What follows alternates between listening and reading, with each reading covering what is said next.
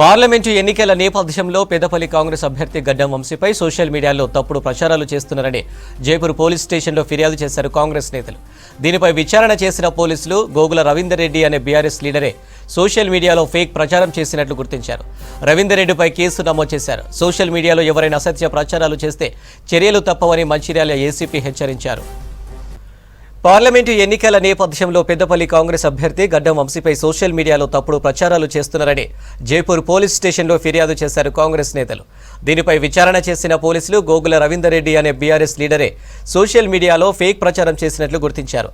రవీందర్ రెడ్డిపై కేసు నమోదు చేశారు. సోషల్ మీడియాలో ఎవరైనా అసత్య ప్రచారాలు చేస్తే చర్యలు తప్పవని మంచిర్యాల ఏసీపీ హెచ్చరించారు.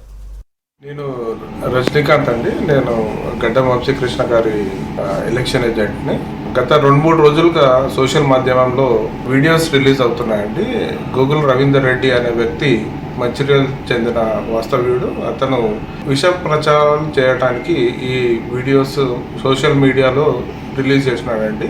దాంట్లో ఆయన ముఖ్యంగా చీఫ్ మినిస్టర్ని, గడ్డం వివేక్ గారిని, గడ్డం వంశీకృష్ణ గారిని టార్గెట్ చేస్తున్నాడు.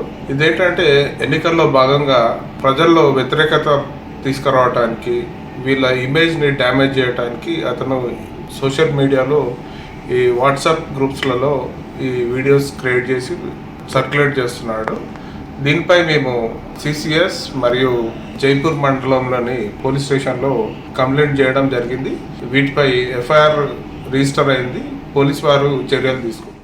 ఈ మధ్య ఈ ఎలక్షన్ సందర్భంగా సోషల్ మీడియాలో ఎవరు వైరల్ చేసినా కూడా ఎలాంటి అసత్య ప్రచారాలు, ఎలాంటి వ్యక్తిగతమైన దూషణలు ఏమైనా చేసినట్టయితే ఖచ్చితంగా పోలీసు ఐటీ యాక్ట్ కింద కేసు రిజిస్టర్ చేయడం జరుగుతుంది.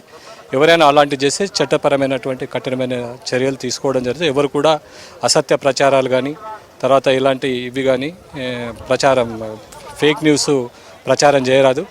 దానిపైన ఫేక్ న్యూస్ ఎవరైనా ప్రచారం చేసినట్టయితే వారిపైన కఠినమైన చర్యలు తీసుకోజరుగుతుంది.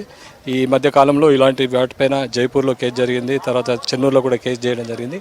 దయచేసి ఎవరు కూడా పిల్లలు ఎవరు కూడా సోషల్ మీడియాలో లైకులు కొట్టడం కానీ, షేర్లు చేయడం కానీ, అసత్య ప్రచారంగా ఉన్నటువంటి ఏదన్నా కూడా మీరు వైరల్ చేయకూడదు. దానిపైన పోలీసు, మా సైబర్ క్రైమ్ మేమంతా కూడా ప్రాపర్గా ఎక్కడికి వెళ్ళి ఆ వ్యూస్ ఇదైనా కూడా మేము డిటెక్ట్ చేయడం జరుగుతుంది. కాబట్టి దయచేసి ఎవరు కూడా సోషల్ మీడియాలో వైరల్ చేయొద్దని చెప్పి వాట్సాప్ కానీ, ఫేస్బుక్ కానీ, తర్వాత ఇన్స్టాగ్రామ్ కానీ అసత్య ప్రచారాలు ఇవి కూడా సత్యం లేని సత్యదూరమైనటువంటి ఏ విషయాలు కూడా మీరు ప్రసారం చేయొద్దని చెప్పి